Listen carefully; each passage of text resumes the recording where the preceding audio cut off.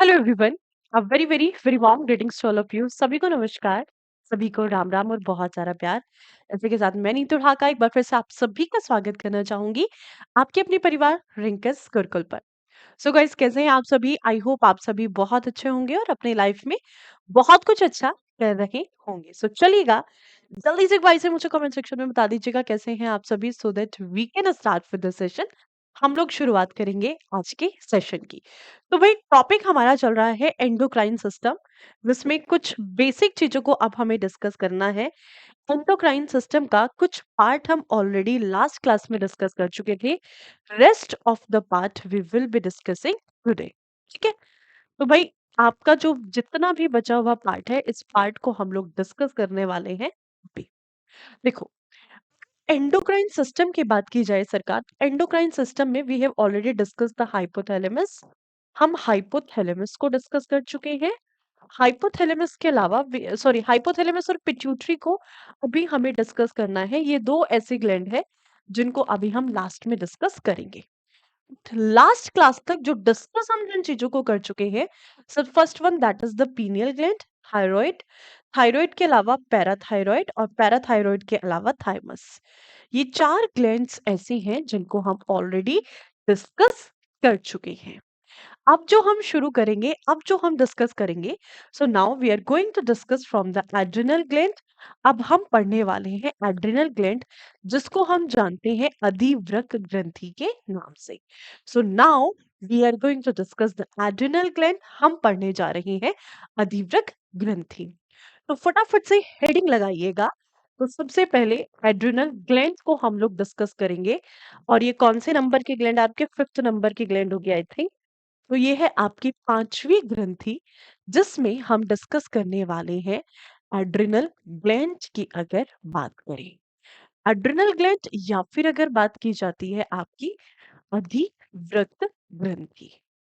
अधिवृक्क ग्रंथि की अगर हम बात करें, ठीक है सरकार। देखो, सबसे पहले आपसे पूछ लिया जाता है what is the location of adrenal gland. अगर हम एड्रिनल ग्लैंड की लोकेशन की बात करते हैं, एड्रिनल ग्लैंड की लोकेशन क्या है, ये आपको कमेंट सेक्शन में बताना है। What will be the location of the adrenal gland? चलिए जल्दी से कमेंट सेक्शन में बता दीजिएगा कि इसकी लोकेशन क्या है, कहां पर ये लोकेटेड है, कहां पर ये सिचुएटेड है। तो अगर एड्रिनल ग्लैंड की बात की जाए, अधिवृक्क ग्रंथि की हम बात करते हैं, तो आपको पता है हमारा जो लोअर एब्डोमेन होता है, डायफ्राम से ऊपर का पार्ट हमारा थोड़े से कैविटी, इसके नीचे क्या शुरू होता है, हमारा एब्डोमेन पार्ट शुरू होता है। तो लोअर एब्डोमेन का जो हमारा पश्च भाग होता है, डोर्सल भाग होता है, यानी कि जहां पर हमारे हिप्स होते हैं, हिप्स वाले पार्ट में हमारे बॉडी के डोर्सल एब्डोमिनल पार्ट में दो ऑर्गन पाए जाते हैं, जिनको हम किस नाम से जानते हैं? जिनको हम जानते हैं किडनी के नाम से, या फिर जिनको हम वृक्क का नाम देते हैं। किस तरीके से? अगर हम बात करते हैं किडनी के शेप के, किडनी जो होती है हमारी बीन की शेप की, जैसा राजमा होता है, राजमा के शेप के दो ऑर्गन हमारे होते हैं, जिनको हम किस नाम से जानते हैं? जिनको हम किडनी का नाम देते हैं, जिनको हम वृक्क का नाम देते हैं। ओके। अब बेटे, जो किडनीज हैं, ये जो वृक्क है, इसके ऊपर ना हमारी बॉडी में एक ग्लैंड चिपकी हुई होती है। जिस तरीके से किडनी के ऊपर यहाँ पर दो ग्लैंड्स चिपकी हुई होती हैं, जिस ग्लैंड को हम किस नाम से जानते हैं? So these are known as the adrenal gland. इन्हीं ग्रंथियों को हम अधिवृक्क ग्रंथि के नाम से जानते हैं। देख लो, ये हमारी किडनी, और किडनी के बिल्कुल ऊपर ये जो ग्लैंड चिपकी हुई है, इनको हम जानते हैं अधिवृक्क ग्रंथि के नाम से। Is it okay? चलिए, क्लियर है कि नहीं? रितेश का बहुत दिन बाद, रितेश आप बहुत दिन बाद आए हो, डेली क्लास चल रही है? क्यों भाई, कल इवनिंग में आपने क्लास नहीं लेके क्लास तो आपकी डेली चल रही है, कैसी बात आप कर रहे हैं? क्लास बेटा डेली चल रही है, ऐसा किसने कहा? नहीं नहीं, चलिए, इसका मतलब आप क्लास में बहुत दिनों बाद आ रहे हैं। ठीक है, चलिए। हाइपोथैलेमस पिट्यूटरी के बाद पीनियल, थायराइड, पैराथायराइड, थाइमस, और इसके बाद हम एड्रिनल की बात करेंगे। तो जो एड्रिनल है, सबसे पहला क्वेश्चन, इसका साइज क्या होता है? अगर हम इस एड्रिनल ग्लैंड की बात करते हैं, इसका साइज अगर आपसे पूछ लिया जाए, इसका आकार अगर आपसे पूछ लिया जाए, साइज यानी कि अगर हम बात करते हैं इसका आकार कितना होता है। तो अगर हम इसके लेंथ की बात करें, करीबन 4 से 6 सेंटीमीटर के आसपास की इसकी लेंथ होती है। और विड्थ की बात करें तो करीबन अगर हम बात करें 2 से 3 सेंटीमीटर के आसपास की इसकी विड्थ होती है, 2.5 से 3 सेंटीमीटर के आसपास की होती है। मतलब ये कई बार 4 भी चली जाती है, तो मान के चलना 3 से 4 के आसपास ये रहेगी, 3 टू 4 सेंटीमीटर। यानी कि ओवरऑल तब अगर हम एड्रिनल ग्लैंड के साइज की बात करें तो इसका साइज क्या होगा, 6 into 4 सेंटीमीटर के आसपास का इसका साइज होगा, इस ग्रंथि के आकार की अगर हम बात करते हैं। ठीक है, देखो ये जो एड्रिनल ग्लैंड है इसको हम अलग अलग नामों से जानते हैं, कई सारे नाम इस ग्रंथि के हैं। सबसे पहले अगर मैं कहूं, इस ग्रंथि को जाना जाता है आपका एमरजेंसी ग्लैंड के नाम से। सबसे पहले अगर हम इस ग्रंथि की बात करते हैं तो इस ग्रंथि को जाना जाता है इमरजेंसी ग्लैंड के नाम से। इमरजेंसी ग्लैंड कहा जाता है, यानी कि आपातकालीन ग्रंथि के नाम से हम इसको जानते हैं, आपातकालीन, आपातकालीन। ठीक है, आपातकालीन ग्रंथि हम इसको कहते हैं। यानी कि कुल मिलाकर के हमारे शरीर के अंतर्गत ये एक ऐसी ग्रंथि है जिस समय पर हमारी बॉडी के अंदर इमरजेंसी की सिचुएशन बनती है, हमारे शरीर के अंतर्गत आपातकालीन की अवस्था बनती है, तो उस समय पर ये हमारे शरीर को सुरक्षा प्रदान करती है, हमें रोगों से बचाती है, हमें इम्यूनिटी देती है, एनकरेज करती है ये हमारे शरीर को किसी भी सिचुएशन में लड़ने से। ठीक है, दूसरा, इसी ग्रंथि को हम एक और नाम से जानते हैं, this is also known as the 3F gland. इसी ग्रंथि को आपका 3F ग्लैंड भी कहा जाता है, यानी कि इसको हम जानते हैं 3F ग्रंथि के नाम से। 3F ग्रंथि या फिर 3F ग्लैंड के नाम से हम इसको जानते हैं। इसके अलावा अगर मैं बात करूं, इस ग्रंथि को एक और नाम दिया जाता है, फोरस ग्लैंड भी कहा जाता है। इसी ग्रंथि को हम फोरस ग्रंथि के नाम से भी जानते हैं। तो इस ग्रंथि को आपके 3 से 4 नाम दिए जाते हैं। सबसे पहले इसको हम जानते हैं एड्रिनल ग्लैंड के नाम से, इसको जाना जाता है आपका अधिवृक्क ग्रंथि के नाम से। वहीं दूसरा नाम, इसी को हम जानते हैं इमरजेंसी ग्लैंड, आपातकालीन स्थिति। यानी कि जिस समय पर हमारी बॉडी में इमरजेंसी की सिचुएशंस होती हैं, जिस समय पर ये होता है कि इंसान मृत्यु और जीवन के कगार पे खड़ा है, उस समय पर ये आपका साथ देती है। ठीक है, इसी ग्लैंड को हम 3F ग्लैंड के नाम से भी जानते हैं, 3F ग्रंथि कहते हैं। और इसी के साथ साथ इसका एक और नाम है, इसी ग्रंथि को हम फोरस ग्लैंड के नाम से भी जानते हैं। यही एक ऐसी ग्रंथि है जिसको फोरस ग्रंथि कहा जाता है। ठीक है, very good afternoon everyone, very very good afternoon. अब आपसे क्वेश्चन पूछा जाएगा कि ये जो ग्रंथि है ये किस हार्मोन का सिक्रेशन करती है, ये किस हार्मोन को सिक्रेट करती है। तो आप में से कितने ऐसे स्टूडेंट हैं जो ये बता सकते हैं कि ये ग्लैंड किस हार्मोन का सिक्रेशन करेगी या फिर किस हार्मोन का स्रवन यह ग्रंथि करती है। चलिए बताइएगा कमेंट सेक्शन में, which hormone is secreted by the adrenal gland. बताइए सरकार।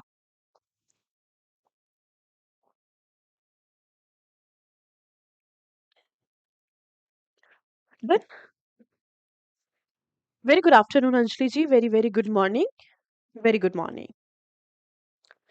आइए भाई। अच्छा, नाम है मान मेरी जान, वाह क्या बात है। बहुत को बेटा, जान मान गई तुम रोते रह जाओगे।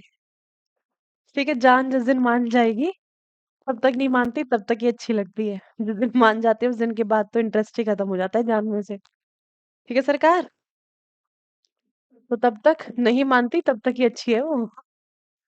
चलो भाई अब आओ, आप फट से। अब ये जो ग्रंथि है, इस ग्रंथि को हमने ना 3 नाम दिए हैं।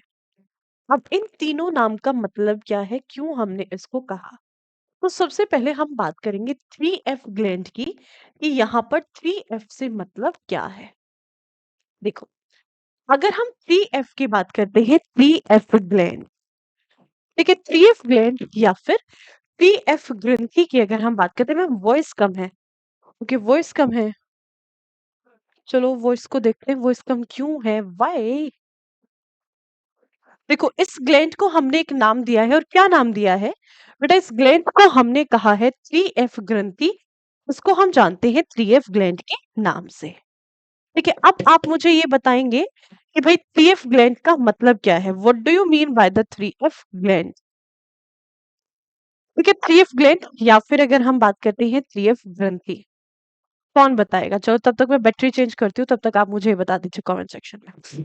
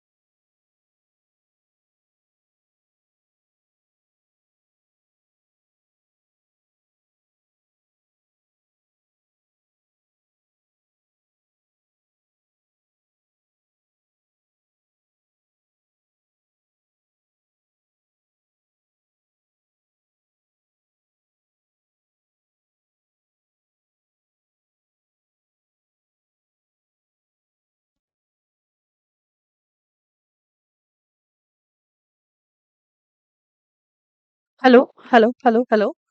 अच्छा, अभी बताइएगा, अभी वॉइस प्रॉपर है? बुध सागर प्रजापति मैम, आपका हेयर बैंड अच्छा है। हाँ, आज मतलब मेरा मन था तो लगा लिया हमने। चलो, बताइए, जैसे बचपन में नहीं लगाते थे तो कभी कभी बचपन की यादें ताजा हो जाती हैं, मन करता है बचपन की चीजों को जीने का। चलो भाई, बताइए। सो अभी वो,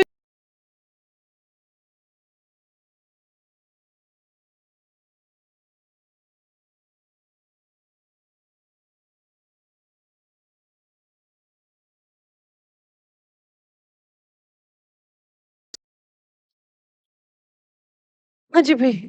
सो अभी वॉइस प्रॉपर है बिल्कुल? यस और नो? एक बारी मुझे कमेंट सेक्शन में बता दीजिएगा, वॉइस इज प्रॉपर और नॉट। अभी हमने बैटरी चेंज कर दी है, अभी आई थिंक आप लोगों तक वॉइस पहुंच रही होगी।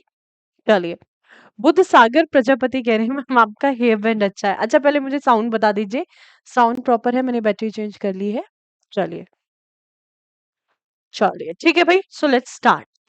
देखो, कई बार होता है ना, जैसे बचपन की कुछ चीजों को जीने का मन करता है, तो मेरा मन था आज हमने हेयर बैंड को लगा लिया बचपन में। चलिए, जाने का मन था आज, जा नहीं सकते बट कुछ यादों को ताजा कर सकते हैं। चलिए भाई, 3F ग्लैंड की अगर हम बात करते हैं, तो 3F ग्लैंड में किससे हम बात करें? 3F से। 3F का मतलब क्या है सरकार? 3F का मतलब है यहाँ पर 3F से। 3F का मतलब 3F, ठीक है।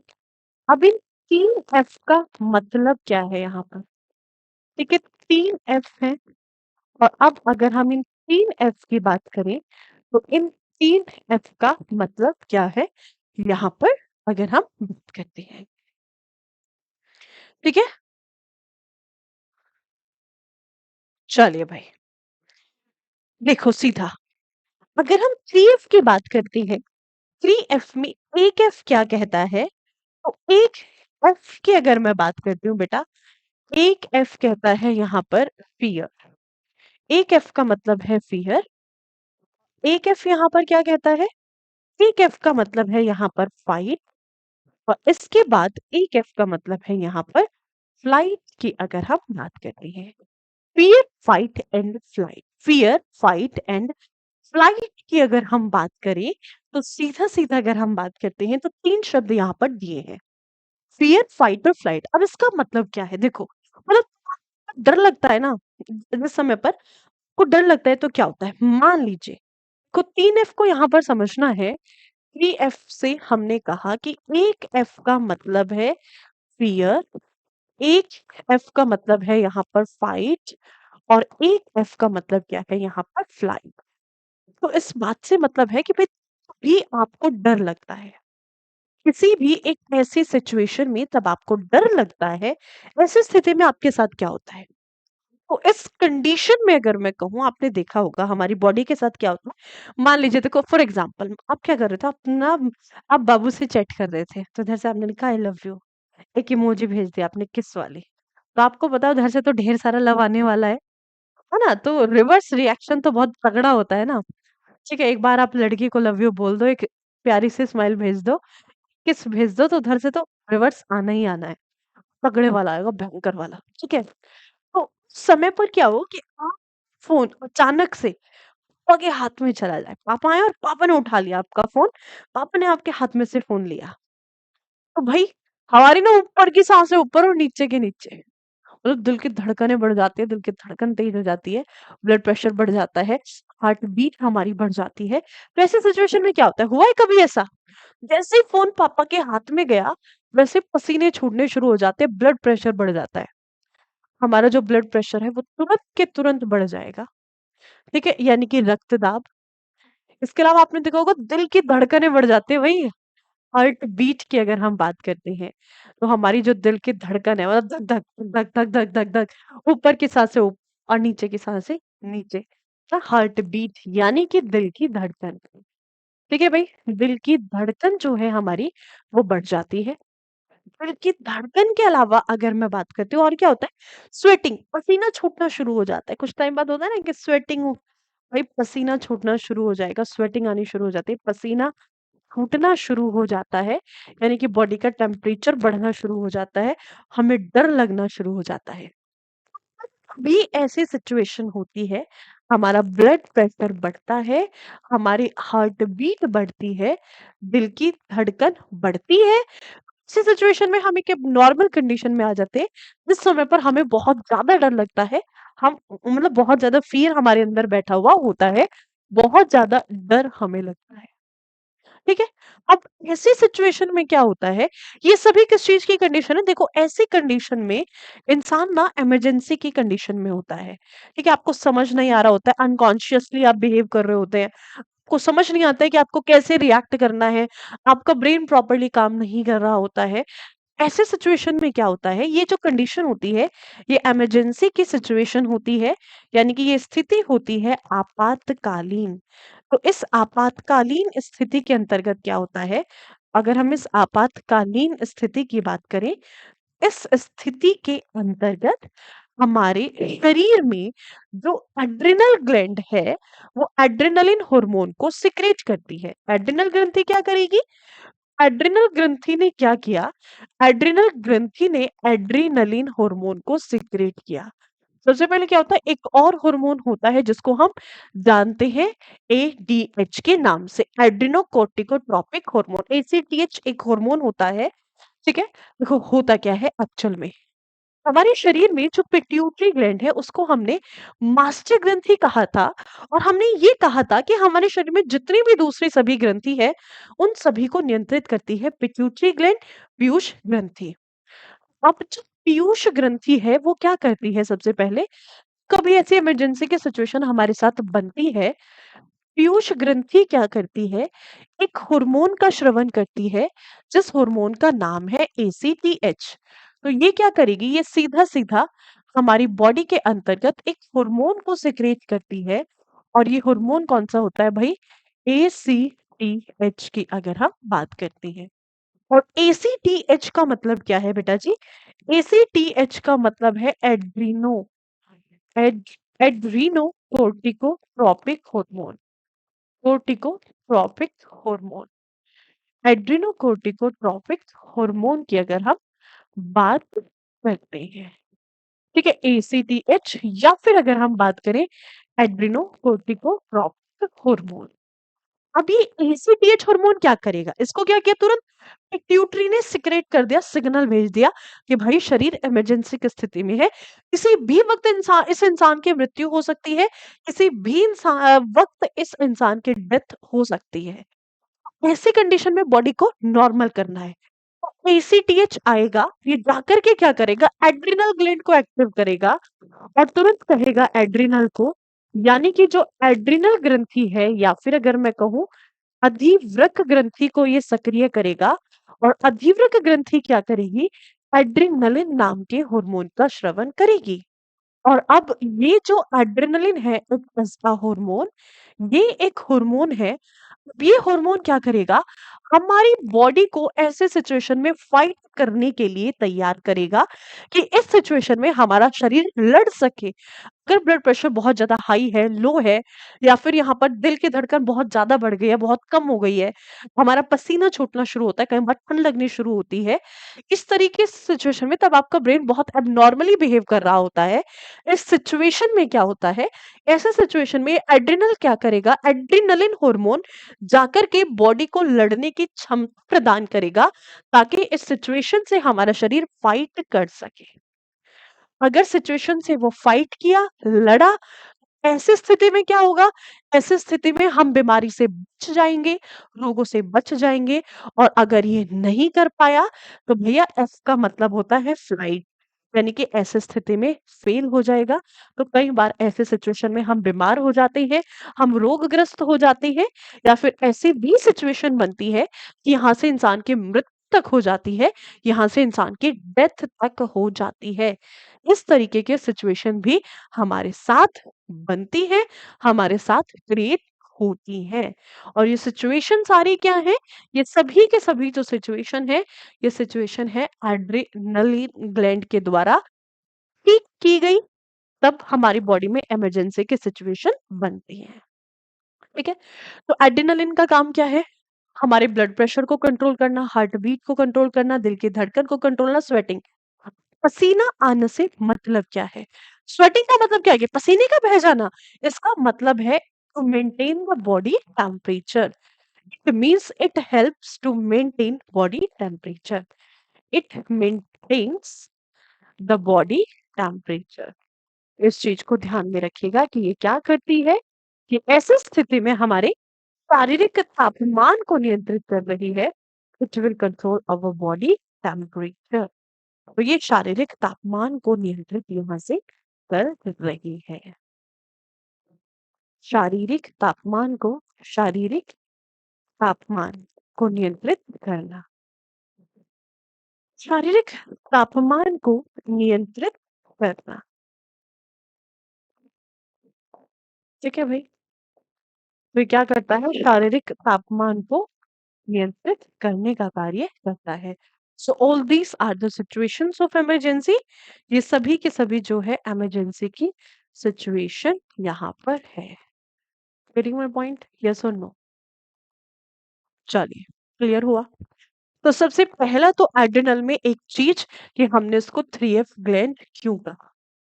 तो इसके 4 से 5 फंक्शन हमने देख लिए कि हमारी बॉडी में तब इमरजेंसी की सिचुएशन होती है, उस सिचुएशन से यही बचाएगी, और नहीं बचा पाई तो इंसान मृत्यु का शिकार भी हो सकता है और रोगों से ग्रस्त भी हो सकता है।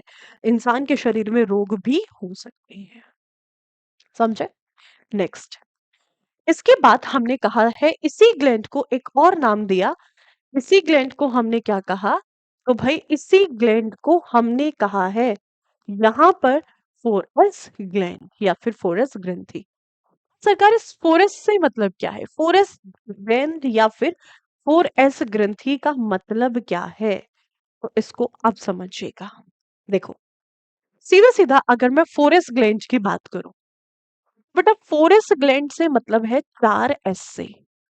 4S का मतलब क्या है? यहाँ पर 4S का मतलब है 4S। ठीक है? सबसे पहला 4S से यहाँ पर मतलब है एक S, दूसरा S, तीसरा S और चौथा S। अब इन 4S का मतलब क्या है?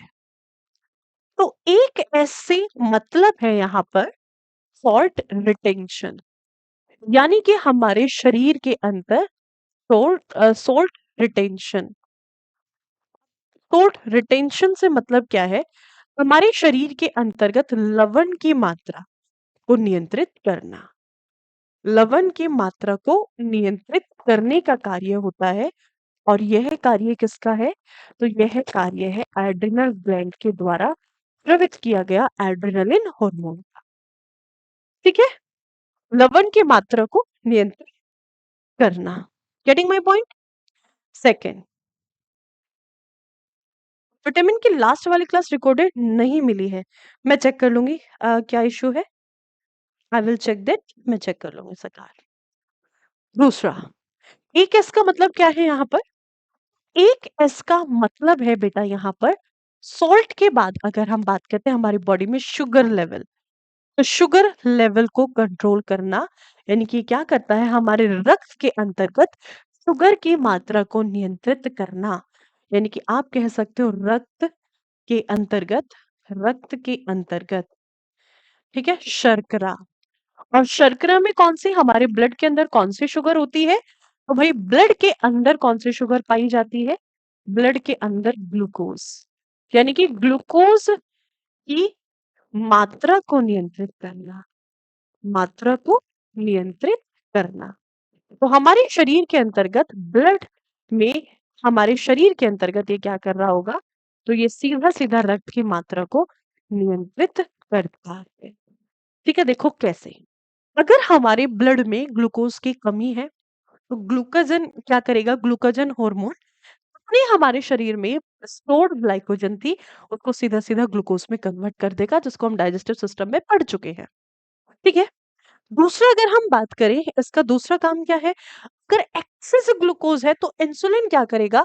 ग्लूकोज का कन्वर्जन कर देगा ग्लाइकोजन में। इन सब को, इंसुलिन को अपना काम करने के लिए या फिर ग्लूकोजन को अपना काम करने के लिए उनको ऊपर एक और हार्मोन बैठा है एड्रेनालिन, जो कहीं ना कहीं दूर से मॉनिटर कर रहा है कि भाई अगर कभी इमरजेंसी की सिचुएशन बनी, अगर शरीर में ब्लड की, अगर शुगर की कमी है और शुगर चाहिए यानी कि ग्लूकोज चाहिए, एनर्जी चाहिए, ऐसे स्थिति में जितना ग्लाइकोजन है उसको कन्वर्जन करवाएगा ग्लूकोज में, रिएक्शन को फास्ट कर देगा, तो ताकि आसानी से हम शुगर लेवल को कंट्रोल कर सके। सेम सिचुएशन है सॉल्ट को। एक एस का मतलब क्या है यहाँ पर? तो ये तो हो गए दो एस। अब सरकार तीसरे एस का मतलब क्या है यहाँ पर? तो तीसरा एस यहाँ पर क्या कहता है? तो तीसरा एस यहाँ पर कहता है कि भाई it is the source of energy. ये हमारे शरीर के अंतर्गत क्या है? एक तरीके से it is the source of energy, यानी कि ये हमारे शरीर के अंतर्गत एक ऊर्जा का स्रोत है। ये क्या है? ऊर्जा का स्रोत है। It is basically a source of energy. ये क्या है? ये हमारे शरीर के अंतर्गत एक एनर्जी सोर्स का काम कर रहा है जिस समय पर ग्लूकोज की कमी है। ठीक है, जिस समय पर ग्लूकोज की कमी है उस समय पर अगर मैं कहूं तो कौन हमारी बॉडी को इस सिचुएशन में लड़ने की क्षमता देगा? एड्रेनालिन। अगर एक्सेस ग्लूकोज है तो ऐसी कंडीशन में भी हमारी बॉडी को कौन कंट्रोल करेगा? हमारी बॉडी को कंट्रोल कर रहा होगा, हमारे ब्लड में ग्लूकोज को कंट्रोल कर रहा होगा एड्रेनालिन, ताकि हमारे शरीर के अंदर सारे के सारे फंक्शन स्मूथली चलते रहे। समझे मेरी बात को? चलिए, उसके बाद आता है बेटा 4S। तो चौथे एस से मतलब क्या है यहाँ पर? तो सरकार चौथे एस से मतलब है यहाँ पर आपका सेक्स हॉर्मोन्स। तो ये क्या करता है? हमारी बॉडी के अंतर्गत जितने भी हमारे सेक्स हॉर्मोन्स हैं उनको कंट्रोल करता है, यानी कि ये कहीं ना कहीं हमारे लैंगिक हार्मोन का नियंत्रण कर रहा है। देखो, इससे पहले थाइमोसिन को हमने क्या कहा था? तो थाइमोसिन तो है हमारे शरीर में सेक्सुअल कैरेक्टरिस्टिक्स को कंट्रोल कर रहा था, क्योंकि वो हमारे सेक्सुअल हार्मोन्स या फिर हमारे लैंगिक हार्मोनों को नियंत्रित कर रहा था, जिसका सबसे बड़ा कारण था कि वो हमारे शरीर के अंतर्गत जितने भी लैंगिक गुणधर्म है उनको नियंत्रित कर रहा था। दूसरा, अगर मैं एड्रेनलिन की बात करूं तो ये भी हमारी बॉडी के अंतर्गत सेक्सुअल हार्मोन्स को कंट्रोल करता है। आपने किसी को देखा और एक नजर में आपको किसी से प्यार हो गया, आप उसके पास जाते हैं, है ना? आपके दिल की धड़कन बढ़नी शुरू हो जाती है, ब्लड प्रेशर बढ़ जाता है, आपके रोंगटे खड़े हो जाते हैं, है ना? धीरे-धीरे पसीना छूटना शुरू हो जाता है, बहुत डर लग रहा होता है। ऐसे सिचुएशन में आपको नॉर्मल कौन करता है? इन सभी सिचुएशंस में, इन सभी कंडीशंस में आपको नॉर्मल कौन करता है? तो इन सभी सिचुएशंस में आपको नॉर्मल करता है एड्रिनल। ठीक है, कौन है नॉर्मल करेगा? जो एड्रिनल हार्मोन होता है, एड्रिनल के द्वारा सिक्रेट किया गया जो एड्रेनालिन हार्मोन है, वो आपको ऐसे स्थिति में, ऐसे सिचुएशन में नॉर्मल करेगा। समझो इस बात को? तो हमारी बॉडी में जो सेक्सुअल हार्मोन्स है, सेक्स हार्मोन्स है, इनको भी कौन कंट्रोल करता है? इनको भी कंट्रोल करने का कार्य होता है किसका? इन सभी को कंट्रोल करने का कार्य होता है आपका ग्लैंड का। और कौन सी ग्लैंड है सरकार? एड्रिनल ग्लैंड है। Getting my point? और देखो, इसमें आपके 6 हॉर्मोन्स कौन-कौन से हैं?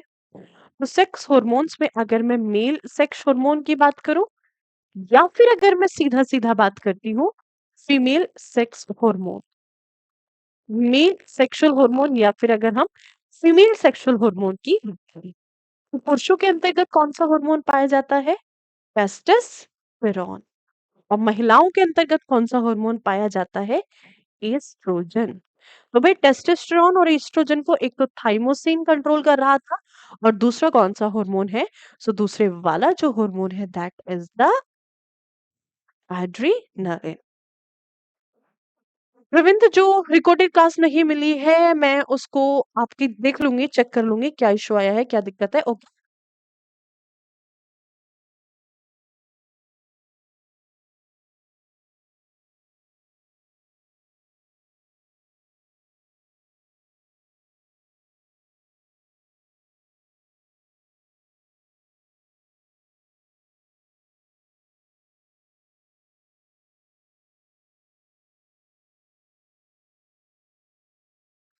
चलिए बताइए।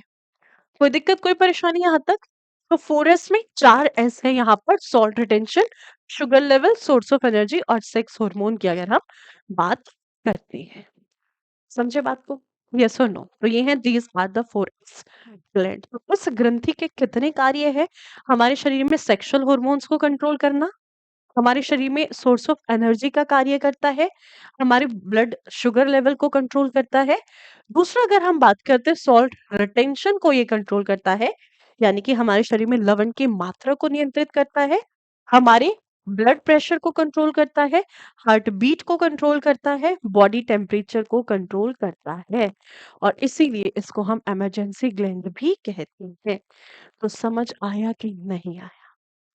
बताइए। सो ये सभी के सभी फंक्शन है एड्रिनल ग्लैंड के। डन?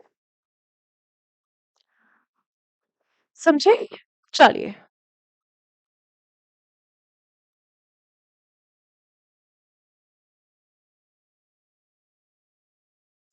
गूगल कुमार क्लास 05 हो चुका है बेटा, कल शाम को ही तो हुई थी, क्या बात कर रहे हो? क्लास 05 कल शाम को ही हुई है। किसने कहा क्लास 5 नहीं हुआ है? क्लास 05 कल शाम को ही हुई है। आज 6 क्लास है इस चैप्टर की। कल की क्लास में हमने थायराइड पढ़ा था, पैराथायरॉइड पढ़ा था। थायराइड, पैराथायरॉइड को कल की क्लास में हमने डिस्कस किया है और आज हम डिस्कस कर रहे हैं एड्रिनल ग्लैंड को। हाँ जी, पीडीएफ आपको मिल जाएगी राज जी, डोंट वरी। कल ही तो हमने डिस्कस किया था, कैसे बात कर रहे हैं आप? ठीक है, चलो, डन, समझे इतनी बात को? 3F, तो ये हो गई आपकी एड्रिनल ग्लैंड, यानी कि अधिवृक्क ग्रंथि। देखो यहाँ तक कितना हमारा कवर हो गया? एड्रिनल ग्लैंड यानी कि 5 ग्रंथि को हम कवर कर चुके हैं। ठीक है भाई, कल हम लोगों ने 3 ग्लैंड कवर किए, थायराइड पढ़ी है, पैराथायरॉइड पढ़ी है, थाइमस पढ़ी है। हमारी एड्रिनल होती है खत्म। एड्रिनल के बाद एक ग्लैंड आती है आपके 6th ग्लैंड, जिसको हम जानते हैं पेनक्रियास के नाम से। यानी कि ये वाली जो ग्रंथि आपको यहाँ पर दिखाई दे रही है, इसको हम पेनक्रियास कहते हैं, अग्नाशय कहते हैं। पेनक्रियास को हम ऑलरेडी डिस्कस कर चुके हैं डाइजेस्टिव सिस्टम के अंतर्गत। ये पार्ट है आपके डाइजेस्टिव सिस्टम का, ये पाचन तंत्र का भाग है, जिसमें हम पेनक्रियास को डिस्कस कर चुके हैं। एक दो पॉइंट पेनक्रियास के बारे में आपको रिवाइज करा देते हैं, बाकी पेनक्रियास को हम कंप्लीटली डिस्कस कर चुके हैं। तो इसके बाद हमारी जो छठी ग्लैंड आती है, वो आती है सरकार पेनक्रियास। तो 6th ग्लैंड है हमारी, जिसको हम किस नाम से जानते हैं? पेनक्रियास के नाम से जानते हैं। इसको हम जानते हैं सरकार अग्नाशय के नाम से। अब जो अग्नाशय है किस तरीके की ग्लैंड है? सो आपको पता है it is a heterocrine gland. ये एक हेट्रोक्राइन ग्लैंड है। हेट्रोक्राइन ग्लैंड का मतलब क्या है? It is a mixed gland. इसको हम मिक्स्ड ग्लैंड के नाम से जानते हैं, यानी कि इसको हम जानते हैं मिश्रित ग्रंथि के नाम से, जो एक्सो और एंडो दोनों का कार्य करती है। ठीक है, तो पेनक्रियास क्या है? एक्सो का भी और एंडो का भी कार्य करती है। आपसे पूछा जाए पेन पैनक्रियाज को डिस्कवर किसने किया था? डिस्कवर्ड बाय, तो यानी कि कहने का मतलब है किसके बारे में हमें किसने बताया था? तो उसके बारे में हमें बताया था लैंगर हैंस। लैंगर हैंस की अगर हम बात करें तो लैंगर हैंस ने हमें बताया था, इन्होंने कहा था पैनक्रियास 4 प्रकार की कोशिकाओं से मिलकर के बना हुआ है। और कौन-कौन सी 4 प्रकार की सेल थी बेटा? अल्फा सेल, दूसरी सेल कौन सी थी आपकी? बीटा सेल, तीसरी सेल कौन सी थी आपकी? तो तीसरी सेल जो थी आपकी वो थी सोमैटोट्रोपिन, सोमैटोट्रोपिन या फिर सोमैटोट्रोस्टन, सॉरी सेल की पूछ रहे हैं ना, तो सेल कौन सी थी आपकी? Delta cell, sorry. और चौथी सेल कौन सी थी आपकी? F cell. तो ये 4 प्रकार की कोशिकाओं से मिलकर के बना हुआ है, जिसमें से पहली 3 सेल हार्मोन का सिक्रेशन करती है। अल्फा सेल किस हार्मोन का? ग्लूकागन। ये ग्लूकागन नाम के हार्मोन का सिक्रेशन करती है। बीटा सेल जो है इंसुलिन नाम के हार्मोन का सिक्रेशन करती है। डेल्टा सेल आपके किस हार्मोन का? तो डेल्टा सेल जो है वो आपके सोमैटोट्रोपिन नामक हार्मोन का सिक्रेशन करती है। तो ये 3 हार्मोन का सिक्रेशन हमारे शरीर में करती है। All these are the hormones. इस ग्लैंड को हम कंप्लीटली डिस्कस कर चुके हैं, ये आपको पता है। तो अब हम बढ़ते हैं सेक्सुअल ग्लैंड की तरफ। ठीक है बेटा, मैंने कल पढ़ाया और तुम कह रहे हो मैडम कल क्लास नहीं हुआ। ऐसा कैसे हो सकता है? सीजल इंस्पेक्टर, वाह। मतलब मैं पढ़ा रही हूँ, तुम कह रही हो क्लास नहीं हो रही है। इसका मतलब तुम क्लास में नहीं थे।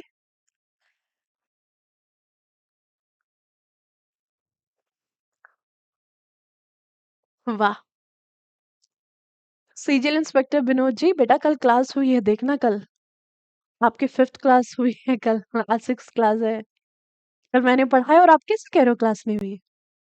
आप लोगों ने इसका मतलब रिकॉर्डेड अपलोड नहीं हुई है क्या फिर से? कल से फिर से रिकॉर्डेड अपलोड नहीं हुई क्या? एक बार मुझे बताना। चेक करो, 5th क्लास हुई है एंडोक्राइन सिस्टम की, वो रिकॉर्डेड अगर अपलोड नहीं हुई फिर से, तो फिर से पंगा। इस चैप्टर में ना पता नहीं किसकी इतनी गंदी नजर लगी है ना, इतना बढ़िया फ्लो चल रहा था हमारा क्लासेस का, और जैसे ये चैप्टर शुरू हुआ है ना, इसने सत्यानाश कर दिया है। इस चैप्टर को मैं यहीं छोड़ दूंगी अगर फिर से क्लास अपलोड नहीं हुई। अच्छा मुझे चेक करके बताओ क्लास अपलोड हुई है कि नहीं हुई है?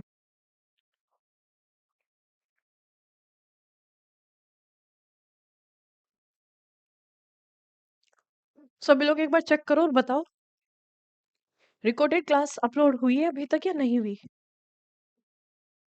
ठीक है भाई, पेनक्रियास। पेनक्रियास के बाद हम चलते हैं कहाँ पर? गॉनेड्स की तरफ। हम आते हैं गॉनेड्स, फीमेल गॉनेड्स और मेल गॉनेड्स की तरफ। अब देखो, एंडोक्राइन सिस्टम के साथ अब एक और चैप्टर साथ साथ चलेगा जिसको हम जानते हैं रिप्रोडक्टिव सिस्टम के नाम से। ठीक है, अगर हम बात करते हैं, सीधा सीधा मैं आपको एक बात बताती हूँ, एंडोक्राइन सिस्टम और हमारा जो रिप्रोडक्टिव सिस्टम है एक दूसरे से इंटरकनेक्टेड है। तो एंडोक्राइन के साथ साथ ही आपका रिप्रोडक्टिव सिस्टम अब चलेगा। ठीक है, चलो तो भाई अब आ जाओ आगे, नेक्स्ट ग्लैंड की तरफ हम लोग चलते हैं, सेवेंथ ग्लैंड। अब हम चलेंगे आपके सेवेंथ ग्लैंड की तरफ, जिनको हम जानते हैं गॉनेड्स के नाम से। गॉनेड्स को हम किस नाम से जानते हैं? लैंगिक ग्रंथि। लैंगिक ग्रंथि से मतलब क्या है? लैंगिक ग्रंथि से मतलब है यानी कि these are the sexual glands, ये हमारी सेक्सुअल ग्लैंड्स हैं। अब आपको पता है अगर हम मनुष्य की बात करते हैं, we are talking about the humans, so basically we are the unisexual organism. अगर हम मनुष्य की बात करें, मनुष्य ना एक यूनिसेक्सुअल ऑर्गेनिज्म है। यूनिसेक्सुअल ऑर्गेनिज्म से मतलब क्या है? बट इस बात से मतलब है कि हम सभी क्या हैं? हम सभी एक लैंगिक जीव हैं। यानी कि मानव क्या है? मानव एक लैंगिक जीव है। एक लैंगिक जीव के से मतलब क्या है? यूनिसेक्सुअल का मतलब क्या है? इस बात से मतलब है कि भाई एक बॉडी होगी जिसके अंतर्गत आपको सिर्फ और सिर्फ क्या दिखाई देंगे, जिसके अंदर आपको सिर्फ और सिर्फ मेल गोनेट्स दिखाई देंगे, आपको नर लैंगिक ग्रंथियां दिखाई देंगी। एक शरीर ऐसा होगा जिसके अंतर्गत आपको नर लैंगिक ग्रंथि दिखाई देंगी, आपको मेल गोनेट्स दिखाई देंगे।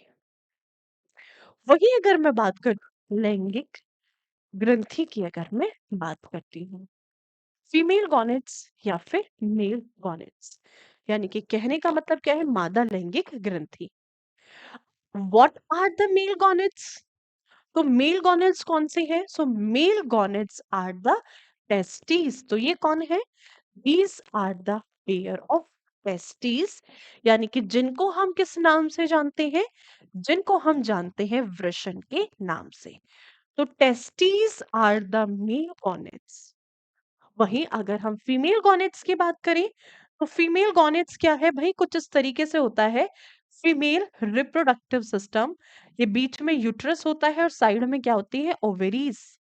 तो ये जो आपको साइड में दिखाई दे रही हैं, जिनको मैंने पिंक कलर से डार्क किया है, दीज आर द फीमेल गॉनेट्स, जिनको हम किस नाम से जानते हैं? जिनको हम जानते हैं ओवेरीज के नाम से, यानी कि अंडाशय। तो अब हमें किसके बारे में पढ़ना है? हमें यहाँ पर पढ़ना है मेल गॉनेट्स यानी कि टेस्टिस के बारे में, और दूसरा हमें किसके बारे में पढ़ना है? फीमेल गॉनेट्स यानी कि ओवरीज के बारे में, अंडाशय के बारे में। अगर इन दोनों गॉनेट्स में या फिर दोनों सेक्सुअल ग्लैंड्स का कॉम्बिनेशन हो जाए या फिर एक बॉडी में हो जाए, तो इसको हम क्या कहते हैं? इसको हम डिसऑर्डर कहते हैं। जैसे एलजीबीटी कम्युनिटी या फिर अदर्स वाले जो हैं, फीमेल ही मेल, या फिर अगर हम बात करते हैं super male, super female, transgenders, ये सब किस कारण से होते हैं? इन्हीं एबनॉर्मलिटीज के कारण होते हैं। तो नेचर क्या कहता है, मेडिकल क्या कहता है? मेडिकल कहता है कि जो मनुष्य है वो एक लैंगिक जीव है। एक शरीर में सिर्फ मादा लैंगिक ग्रंथियां पाई जाएंगी और एक शरीर होगा जिसके अंतर्गत आपको नर लैंगिक ग्रंथि पाई जाएगी। इसके अलावा अगर कुछ और पॉसिबिलिटी बनती है तो वो डिसऑर्डर में काउंट होगा, वो एक विकार में काउंट होगा। ठीक है, तो चलिए फटाफट से गॉनेट्स लगाइए, और सबसे पहले हम लोग मेल गॉनेट्स को डिस्कस करेंगे। सबसे पहले हम डिस्कस करने वाले हैं नर लैंगिक ग्रंथि को। अपलोड हो गया है, ठीक है? अगर अपलोड हो गया तो वेल एंड गुड, वरना मैंने सोच लिया था अगर ये अपलोड नहीं हुआ ना तो मैं देन मैं दूसरा चैप्टर पढ़ाना शुरू करूंगी। सोच लिया था मैंने। चलिए, समझे बात को? अब देखो यहाँ से एक छोटा पॉइंट, सबसे पहले हेडिंग लगा लीजिएगा, mail गॉनेट्स। Mail गॉनेट्स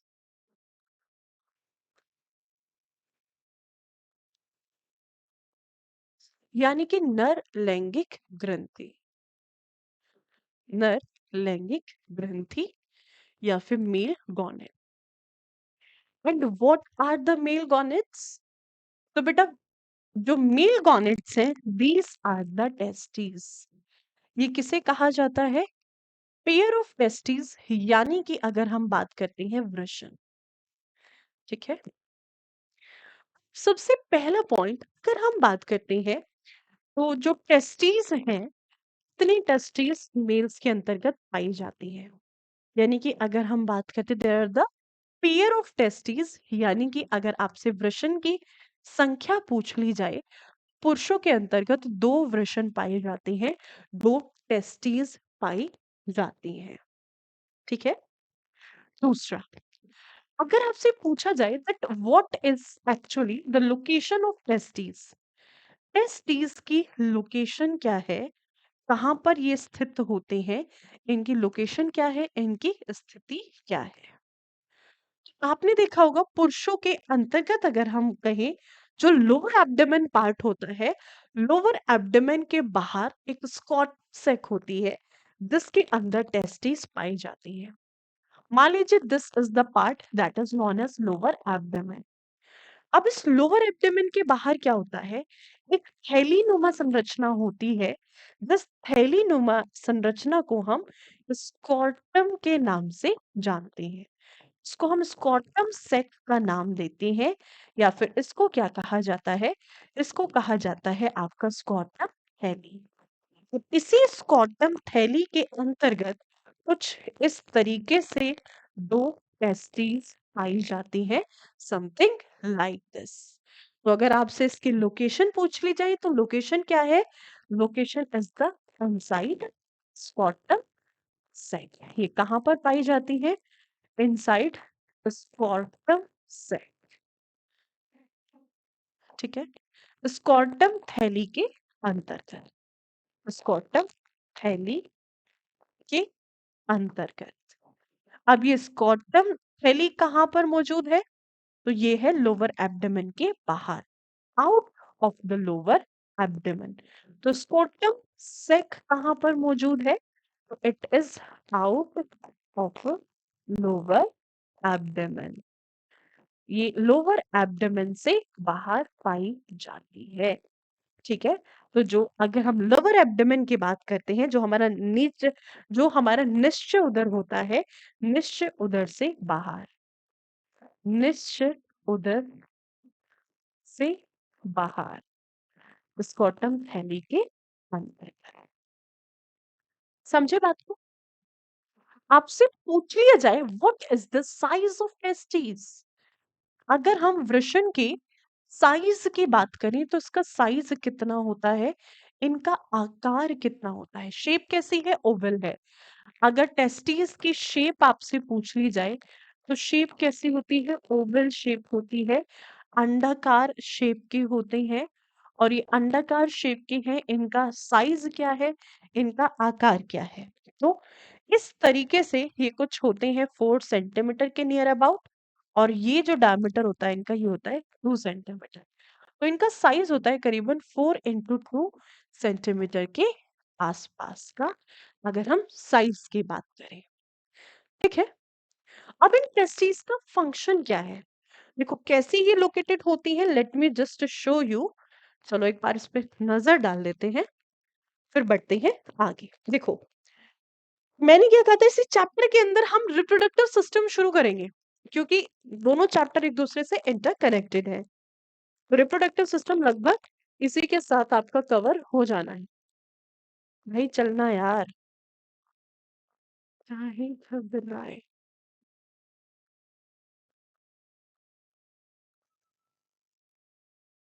Where is the room?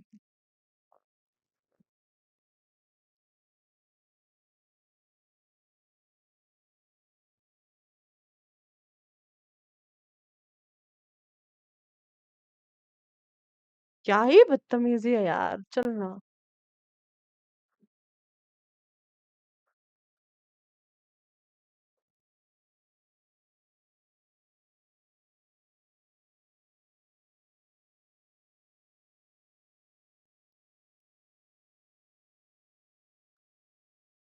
Wait a while.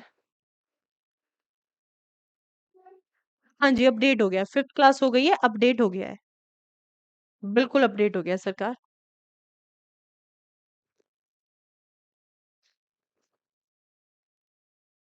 Just a second.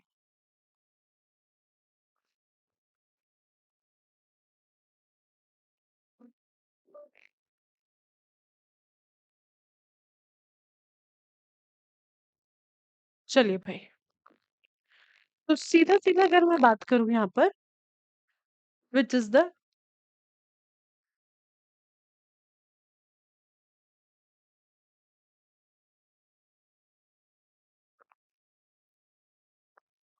आइए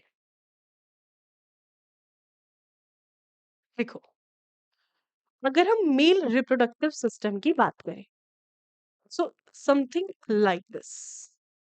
सो अगर मेल रिप्रोडक्टिव सिस्टम की बात की जाती है, तो सरकार जो मेल रिप्रोडक्टिव सिस्टम होता है वो कुछ इस तरीके से होता है, समथिंग लाइक दिस।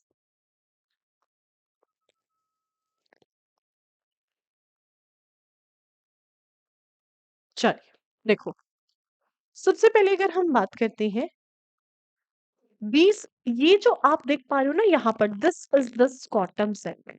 ये वाला पार्ट जो है आपका लोअर एब्डोमेन का है ऊपर का, और इसके बाहर ये जो पार्ट आप देख पा रहे हो दिस इज स्कॉटम सैक, और इसी स्कॉटम सैक के अंदर क्या है, इसी स्कॉटम सैक के अंतर्गत मौजूद है टेस्टिस। सो इसी स्कॉटम सैक के अंतर्गत क्या मौजूद है, बाहर वाला स्कॉटम सैक, और इसके अंतर्गत मौजूद है ये टेस्टी। Getting my point? चलिए, यहां पर अगर मैं बात करती हूँ, ठीक है, इज इट ओके? अब एक चीज यहाँ पे समझिएगा कि इसका फंक्शन क्या है, इंटेस्टिस का कार्य क्या है, what will be the function, इनका फंक्शन क्या है, इनका टेस्टिस क्या है, इनका कार्य क्या है। सबसे पहले हम बात करेंगे हार्मोन की, कि वह कौन सा हार्मोन है जो टेस्टिस के द्वारा सिक्रेट किया जाता है। अगर मैं हार्मोन की बात करूं, so that hormone is the testosterone. Testosterone नाम का हार्मोन है जिसका सिक्रेशन कौन करता है, जिसका सिक्रेशन किया जाता है वृषण के द्वारा। अब ये जो हार्मोन है, इस हार्मोन का कार्य क्या है, इस हार्मोन का फंक्शन क्या है। तो सबसे पहला इसका फंक्शन है production of male gamete cell. इसका कार्य क्या होता है, नर युग्मक का निर्माण, यानी कि production of male gamete cell, male gamete cell. और which is the male gamete cell, that is sperm. Got it? यानी कि कहने का मतलब क्या है, कहने का मतलब है नर युग्मक कोशिका, नर युग्मक कोशिका, यानी कि शुक्राणु का निर्माण, नर युग्मक कोशिका शुक्राणु का निर्माण। ठीक है भाई, गॉट इट? नर युग्मक कोशिका, या फिर अगर मैं बात करती हूँ सिंपली यहाँ पर शुक्राणु का निर्माण। Is it okay?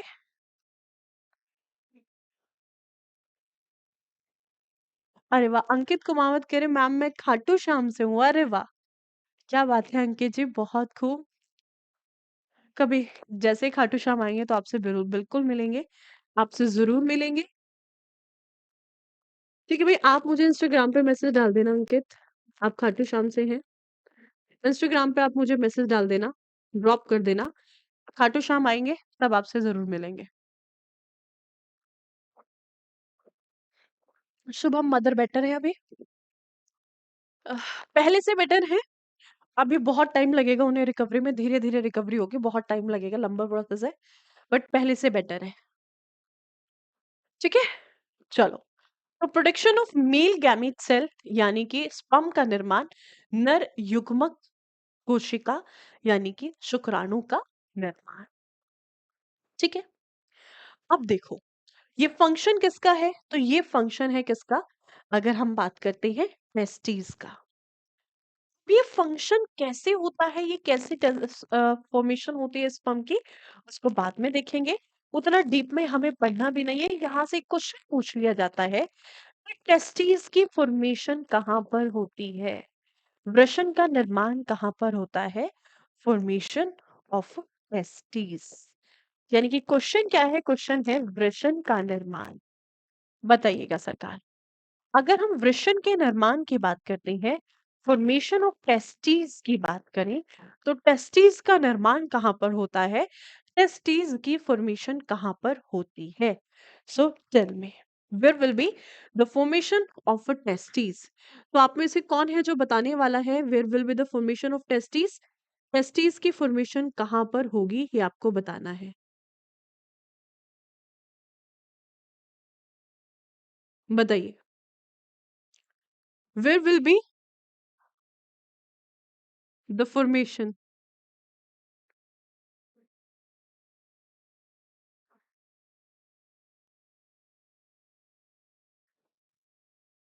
देन चलिए,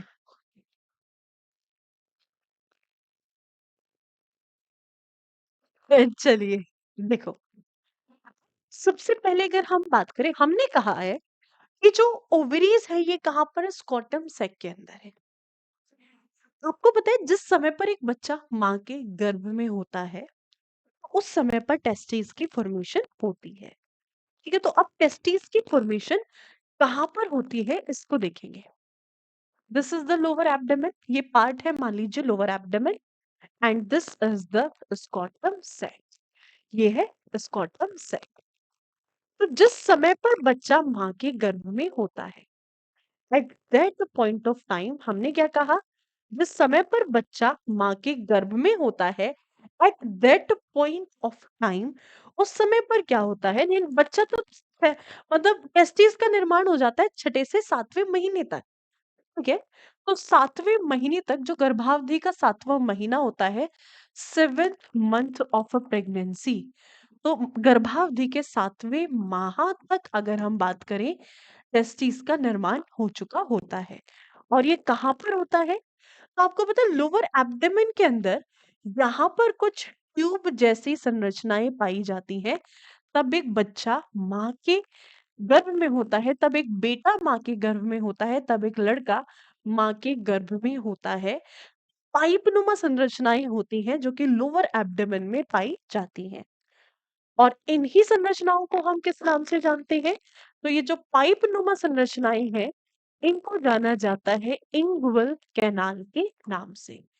इनको जानते हैं हम इंग्वल कैनाल। तो इसका निर्माण होता है आपका इंग्वल कैनाल के अंतर्गत, या फिर इंग्वल नलिका के अंतर्गत, दोनों के दोनों टेस्टिस का निर्माण होता है। ठीक है, तो सबसे पहले हम क्या करें, जो इंग्वल कैनाल है, इस इंग्वल कैनाल के अंतर्गत टेस्टिस का निर्माण होता है, इसके अंतर्गत वृषण का निर्माण होता है। ठीक है, और जैसे ही टेस्टिस की फॉर्मेशन हुई, जैसे ही वृषण का निर्माण हुआ। वृषण का निर्माण कब तक होता है बेटा? जब बच्चा माँ के गर्भ में है, सातवें महीने से लेकर के, जो गर्भावधि का सातवां महीना होता है, सातवें महीने से लेकर के टिल द बर्थ, बच्चे के जन्म तक, टिल बर्थ, यानी कि अगर हम बात करते हैं बच्चे के जन्म तक, होता क्या है, कुछ बच्चे ऐसे होते हैं, पर्सन टू पर्सन डिपेंड करता है। कुछ बच्चों के सातवें महीने में ही, कुछ में सातवें महीने से लेकर के बच्चे के जन्म तक, ये जो टेस्टिस हैं, जैसे ही इनका निर्माण पूरा होता है, तो ये यहाँ से डिसलोकेट कर जाती हैं स्कॉटम थैली के अंतर्गत। और फिर ये कहाँ पर आ जाती है? ये आ जाती है स्कॉटम थैली के अंतर्गत। बट इनका निर्माण कहाँ पर होता है? इनका निर्माण होता है इंगुल कैनाल या फिर इंगुल नलिका के अंतर्गत। ठीक है, अगर गर्भवती के सातवें महीने से लेकर के बच्चे के जन्म तक, ठीक है, ये जो इंगुल कैनाल में बनने वाली टेस्टिस हैं, ये स्कॉटम थैली में डिसलोकेट नहीं होती है। ये अगर यहाँ पर नहीं आई, तो इसे हम एक रोग का नाम देते हैं। और जिस रोग को क्या कहा जाता है? जिस रोग को कहा जाता है क्रिप्टोचाइडिज्म, जिसको हम क्रिप्टोचाइडिज्म के नाम से जानते हैं। क्रिप्टोचाइडिज्म कहा जाता है। इस रोग को, इस बीमारी को हम जानते हैं क्रिप्टोचाइडिज्म, क्रिप्टोचाइडिज्म के नाम से। इस रोग को हम जानते हैं सरकार क्रिप्टोचाइडिज्म के नाम से। समझे? I don't know ma'am. नहीं पता है तो कोई दिक्कत नहीं है, आज आपको पता चलेगा। कल को आपके बच्चे होंगे, एटलीस्ट आपको इतना पता होना चाहिए कि अगर इस तरीके की सिचुएशन बनती है तो क्या प्रॉब्लम्स हो सकती हैं। ठीक है, अब आप लोगों ने तो जन्म ले लिया है ना, आपकी बॉडी के साथ क्या चेंजेस होंगे, आपकी बॉडी में क्या क्या दिक्कतें हो सकती हैं, फिर क्या क्या चेंजेस होने वाले हैं, वो आपको पता होने चाहिए। आगे जाकर के आपकी शादी होगी, आपके बच्चे होंगे, तो एटलीस्ट आपको ये पता होनी चाहिए कि किस तरीके के सिचुएशन में आप आगे इन फ्यूचर पढ़ सकते हैं। हमारे शरीर के बारे में जानना है तो हमें सब कुछ पता होना चाहिए अपने शरीर के बारे में, है कि नहीं? तो अगर बच्चे के, ठीक है, ओके, एक बार और बता देती हूँ, देखो, जो टेस्टीज है इनका निर्माण कहाँ पर होता है? तो लोअर एब्डोमेन में यहाँ पर दो पाइप नुमा संरचनाएं पाई जाती हैं। जिन पाइप नुमा संरचनाओं को हम किस नाम से जानते हैं? इंगुअल कैनाल या फिर इंगुअल नलिका के नाम से जानते हैं। ठीक है। इन्हीं इंगुअल कैनाल या फिर इंगुअल नलिका के अंतर्गत किसका निर्माण होता है? इन्हीं इंगुअल नलिका के अंतर्गत टेस्टिस का निर्माण होता है, वृषण का निर्माण होता है। और जैसे ही छठे सातवें महीने तक इन टेस्टिस का निर्माण हो जाता है, उसके बाद अब ये पर्सन टू पर्सन डिपेंड करता है, कुछ में 7 महीने में, 8 में, 9 में, ठीक है, डिपेंड करता है, वेरिएशंस होती हैं। 7वें महीने से लेकर के बच्चे के जन्म तक ये जो टेस्टिस हैं, वृषण है, ये स्कॉटम सैक में आ जाते हैं। अगर नहीं आए तो वहां पर एक रोग होता है जिसको हम क्रिप्टोचाइडिज्म कहते हैं। तो क्रिप्टोचाइडिज्म क्या मतलब क्या है? दिस इज द सिचुएशन या फिर this is the condition, this is the situation, this is the situation in which testes are not located into scrotum sac from inguinal canal till birth of the child। ठीक है, इस चीज को ध्यान में रखना है आपको। यानी हमने क्या कहा है? बच्चे के जन्म तक, बच्चे, ऐसे कह सकते हो आप इसको, एक में एक और चीज ऐड कर दो, गर्भावधि, गर्भावधि के 7वें माह से लेकर बच्चे के जन्म तक, बच्चे के जन्म तक वृषण का,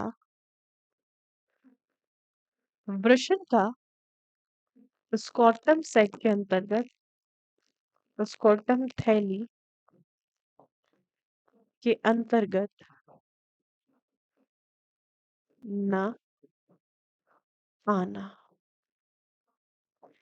इस स्थिति को हम क्या कहते हैं? क्रिप्टोचाइडिज्म का नाम देते हैं। This situation is known as the cryptorchidism. समझे बात को? Is it okay? बताइएगा। तो इस बात को आप लोग यहाँ से समझ गए होंगे। तो फॉर्मेशन कहाँ पर होती है? तो फॉर्मेशन याद रखिएगा, inside inguinal canal, inside inguinal canal, inguinal नलिका के अंतर्गत, इंगुअल नलिका के अंतर्गत। ठीक है भाई, ऐसा होता है। बट यहाँ पर अगर हम बात करें तो अब लोकेशन हमने देख ली और इसका बेसिक फंक्शन क्या है? Production of male gamete cell, sperm का निर्माण, शुक्राणु निर्माण। ठीक है। अब ये जो शुक्राणु का निर्माण होता है, ये कहाँ पर होता है? ठीक है। तो ये जो टेस्टिस है ना, हमने इसका फंक्शन देखा, इसका कार्य देखा कि भाई कार्य क्या है। टेस्टिस के अगर हम कार्य की बात करते हैं तो इसका कार्य है स्पर्म प्रोडक्शन, स्पर्म प्रोडक्शन, यानी कि शुक्राणु का निर्माण। आपको पता है शुक्राणु का निर्माण एक्चुअल में कहां पर होता है? तो जो शुक्राणु का निर्माण होता है, अगर मैं एक टेस्टी को उठाऊं ना और इस एक टेस्टी का पोस्टमार्टम कर दूं, मैंने एक टेस्टिकुलर को उठाया, एक वृषण को उठाया और इसका पोस्टमार्टम कर दिया। अगर मैं इसका पोस्टमार्टम करूं ना, इस टाइप, इसके अंतर्गत आपको कुछ इस तरीके की संरचनाएं देखने को मिलती हैं, समथिंग लाइक दिस। पता है हमारे शरीर का एक एक अंग ना बड़ी खूबसूरती से बना हुआ है। मतलब ऐसे लोग जिनको जो बायोलॉजी पढ़ते हैं ना, मतलब एक एक अंग को आप देखोगे ना प्यार हो जाता है, इतने सुंदर सुंदर एक एक ऑर्गन होते हैं। आप बाहरी खूबसूरती पर मरते हैं, बाहर से कोई खूबसूरती नहीं होती है, बट हमारे अंगों की जो अंदर से खूबसूरती होता है ना, बड़े खूबसूरत होते हैं। ये जो टेस्टिस होती है, इसके अंदर कुछ इस तरीके के टेस्टिकुलर लोब्यूल्स पाए जाते हैं, जिनको शुक्राणु जनक नलिका के नाम से हम जानते हैं। तो अब ये जो इस तरीके की संरचनाएं हैं, इसके अंदर क्या होता है, इसके अंदर ऐसे पाइपनुमा संरचनाएं पाई जाती हैं, ट्यूबुलर लाइक स्ट्रक्चर्स होती हैं, जिन ट्यूबुलर लाइक स्ट्रक्चर्स के अंतर्गत फॉर्मेशन होती है स्पर्म की। इसी के अंतर्गत निर्माण होता है मेल गैमेट सेल का। तो इसके अंतर्गत आपको क्या देखने को मिलते हैं, इन टेस्टिस के अंदर, दोनों टेस्टिस के अंदर सेम तरीके की संरचनाएं, सेम तरीके की आपको स्ट्रक्चर्स देखने को मिलेंगे। ट्यूब की तरह की संरचनाएं होती हैं, और ये जो संरचनाएं होती हैं, इनको हम किस नाम से जानते हैं? इनको हम जानते हैं टेस्टिक्युलर लोब्यूल्स। और ये जो टेस्टिक्युलर लोब्यूल्स हैं, इन्हीं के अंतर्गत निर्माण होता है एक्चुअल में स्पर्म का। इनको हम जानते हैं शुक्राणु जनक नलिकाओं के नाम से। इनको किसका नाम दिया जाता है? इनको नाम दिया जाता है शुक्राणु जनक नलिकाएं।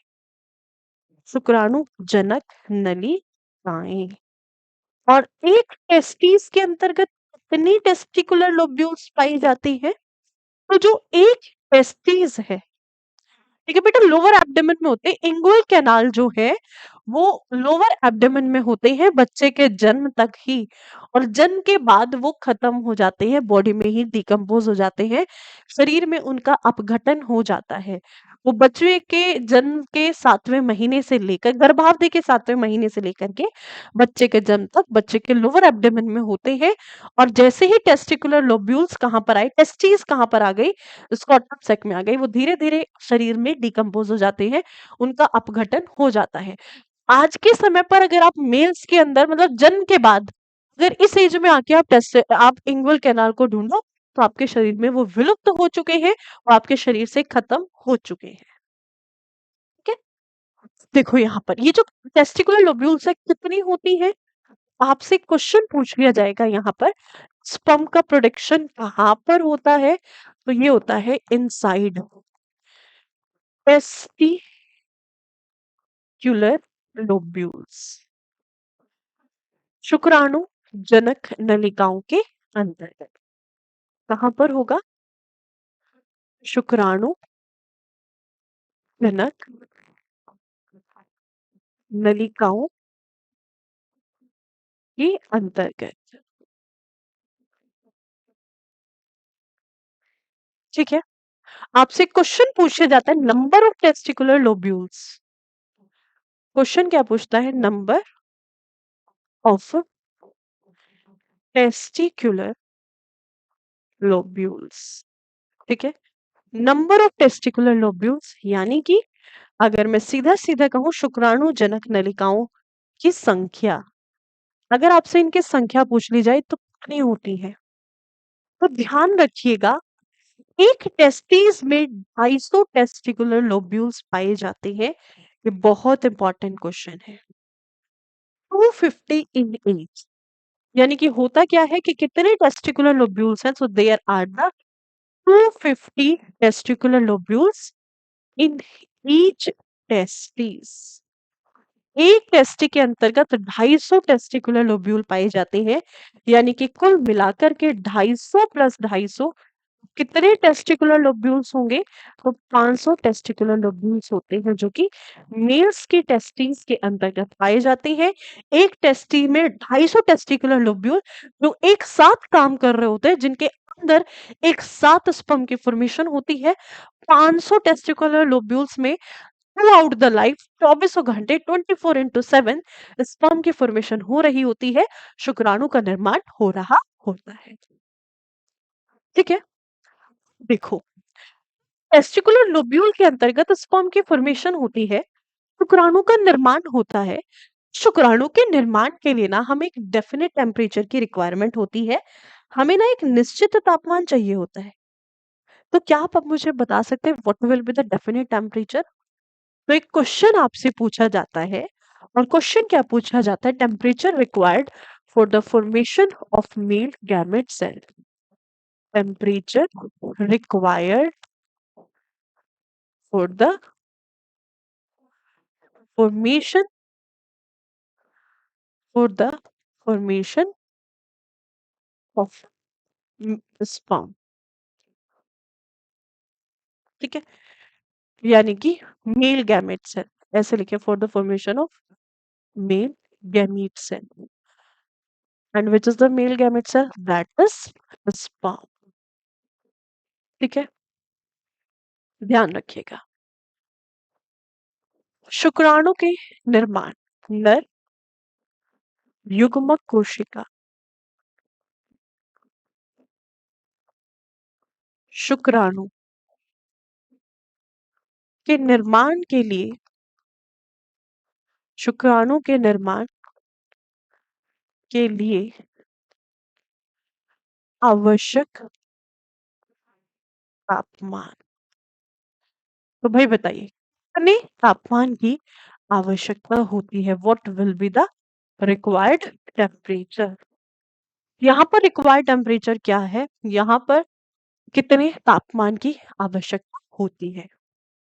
ठीक है, तो हमने ये जो टेस्टिस के अंतर्गत टेस्टिकुलर लोब्यूल्स देखे हैं, इन टेस्टिकुलर लोब्यूल्स का ना एक टेम्परेचर होता है। There is a definite temperature. और कितना तापमान होता है? तो 34 डिग्री से लेकर के 34 डिग्री सेल्सियस से लेकर के 35.5 डिग्री सेल्सियस। ठीक है, 34 से लेकर के 35.5 डिग्री सेल्सियस तापमान की आवश्यकता होती है शुक्राणु के निर्माण के लिए। ठीक है, अब एक बहुत बड़ा क्वेश्चन यहाँ पर बनता है कि जो मेल के टेस्टीज हैं, वो हमारे शरीर से बाहर क्यों है? लोअर एब्डोमेन से बाहर क्यों है? तो हमारे लोअर एब्डोमेन से बाहर वो क्यों है? इसके पीछे का कारण क्या है? कि आपको पता है शारीरिक तापमान कितना है? ये है लोअर एब्डोमेन, जहां का तापमान है 37 डिग्री सेल्सियस। और टेस्टिस के अंतर्गत इसका निर्माण होता है स्पर्म का। स्पर्म के फॉर्मेशन के लिए हमें टेम्परेचर कितना चाहिए? 34 से लेकर के 35.5, यानी कि 34 से 34 से 35 डिग्री सेल्सियस टेम्परेचर चाहिए होता है। तो इस पर्टिकुलर टेम्परेचर को मेंटेन करने के लिए जो टेस्टीज है वो कहाँ पर होती है? तो टेस्टीज होती है स्कॉट सैक के अंतर्गत। और इन्हीं स्कॉटम सैक का तापमान कितना होता है? तो यहाँ का जो तापमान होता है वो रहता है 34 डिग्री सेल्सियस से लेकर के 35.5 डिग्री सेल्सियस। ये एग्जैक्ट टेम्परेचर है जिस टेम्परेचर पर स्पर्म की फॉर्मेशन होती है। अगर ये टेम्परेचर कम हो या फिर बढ़ जाए तो फॉर्मेशन नहीं होगी। समझे? चलिए, देन, और तब इन टेस्टिकुलर लोब्यूल्स के अंतर्गत स्पर्म की फॉर्मेशन होती है। और मेल के अंदर एक इजैकुलेशन होता है, उसमें मिलियंस ऑफ स्पर्म रिलीज होते हैं। तो कुल मिलाकर के 34.5 से 35.34 डिग्री सेल्सियस पर जो 500 टेस्टिकुलर लोब्यूल्स हैं, ये करीबन 1 मिलियन ऑफ स्पर्म का प्रोडक्शन करते हैं। समझे बात को? और 24/7 इस ये काम चल रहा होता है हमारी बॉडी के अंतर्गत। अब देखो, जिस समय पर इजैकुलेशन होता है, तो देयर इज अ लिक्विड, मतलब एक लिक्विड टाइप, एक सब्सटेंस होता है, एक पदार्थ होता है जो मेल के टेस्टिस से बाहर आता है, या फिर मैं कहूँ एक्सटर्नल जेनिटलिया वाले पार्ट से बाहर आता है, जिसको हम क्या कहते हैं? That is known as the semen. जिसको हम क्या कहते हैं? जिसको हम सीमेन कहते हैं। अब ये जो सीमेन होता है, इस सीमेन के अंतर्गत क्या क्या पाया जाता है? ठीक है, तो जिस समय पर मेल्स के अंतर्गत इजैकुलेशन होता है, उस इजैकुलेशन में सिर्फ स्पर्म सेल नहीं होती है। ठीक है, अब होगा क्या? चलिए, अब आप मुझे बता सकते हो कि इसके अंदर कौन-कौन से पार्ट्स हैं? जल्दी बताइए, तब तक मैं पानी लेकर के आती हूँ।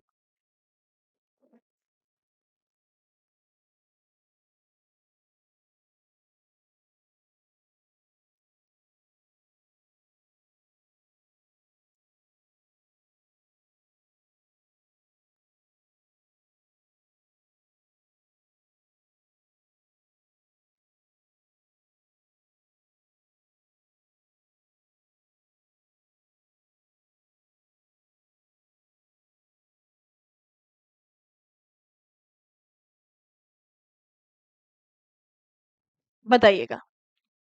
किसी भी स्टूडेंट का अभी तक आंसर नहीं आया है?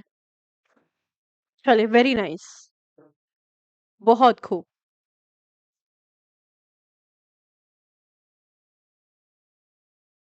चलिए, बस इस सेक्शन का ही एंड चल रहा है, उसके बाद फिर मेल कॉलेज पढ़ेंगे नेक्स्ट क्लास में।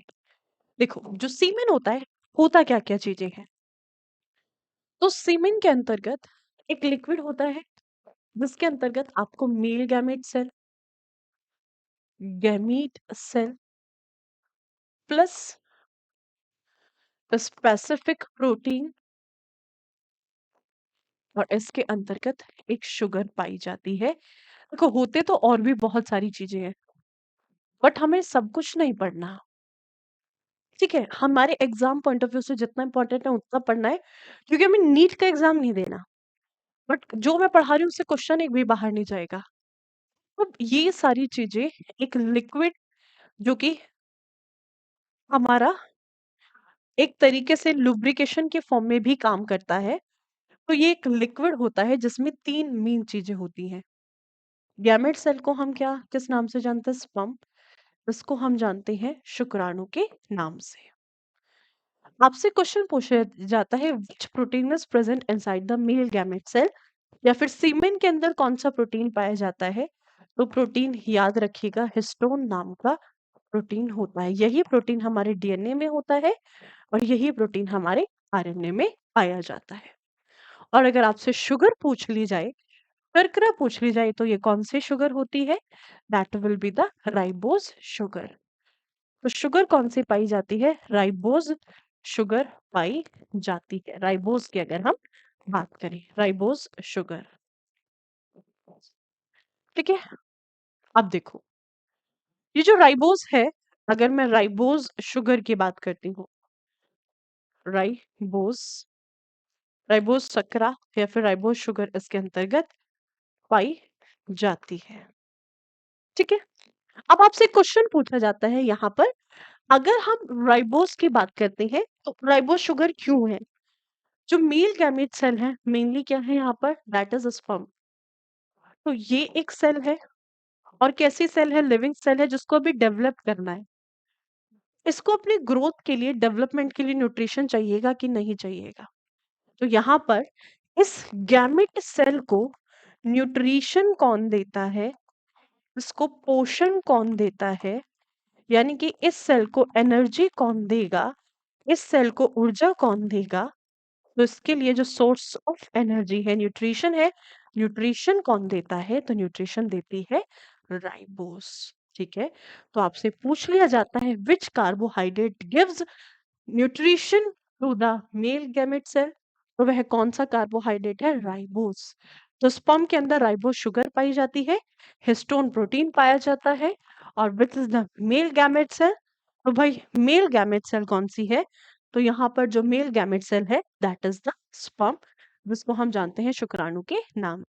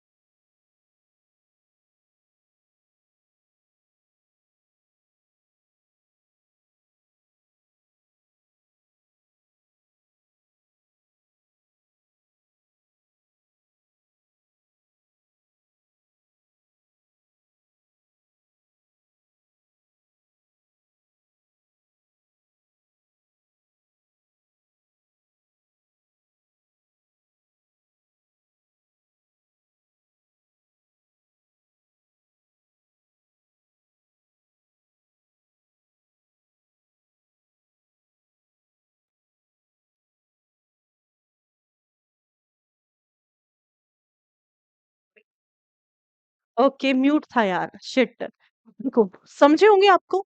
तो भाई मेल गैमेट सेल कौन सी है? शुक्राणु। प्रोटीन कौन सा है? हिस्टोन। शुगर कौन सी है? राइबोस। ठीक है।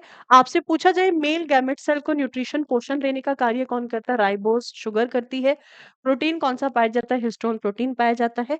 आपसे पूछा जाए शुक्राणु का साइज कितना है, आकार कितना है? 0.5 टू 0.7 माइक्रोन मीटर, जो कि मानव शरीर की सबसे छोटी कोशिका होती है। This is the smallest human cell. ठीक है। अब सबसे इंपॉर्टेंट पॉइंट यहाँ पर, जो मेल रिप्रोडक्टिव सिस्टम है वो आपका इसी के साथ खत्म होता है। एंडोक्राइन सिस्टम में मेल गॉनेट्स के साथ ही आपका मेल रिप्रोडक्टिव सिस्टम खत्म होता है। जो हमें पढ़ना है नेक्स्ट क्लास में, हम लोग डिस्कस करेंगे फीमेल गॉनेट्स यानी कि फीमेल रिप्रोडक्टिव सिस्टम।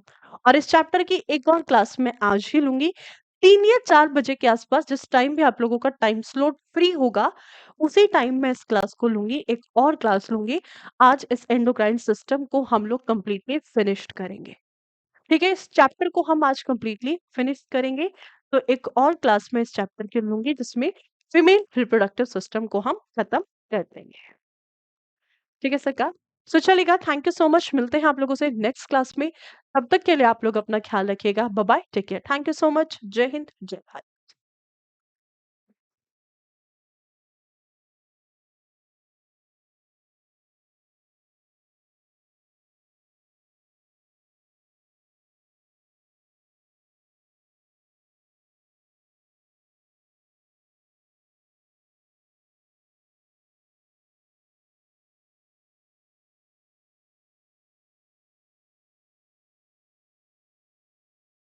हाँ जी भाई, चलिए। सो किसी को भी कोई भी डाउट तो आप मुझसे पूछ सकते हैं किशन के बाद। हाँ जी, बताइएगा। किसी भी स्टूडेंट को कोई भी डाउट हो यहाँ तक इतने पार्ट में तो आप मुझसे पूछ सकते हैं। और इसी के साथ फिर हम लोग डिस्कस करेंगे नेक्स्ट पार्ट नेक्स्ट क्लास में।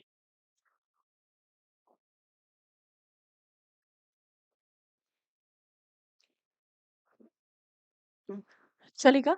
So guys, thank you so much.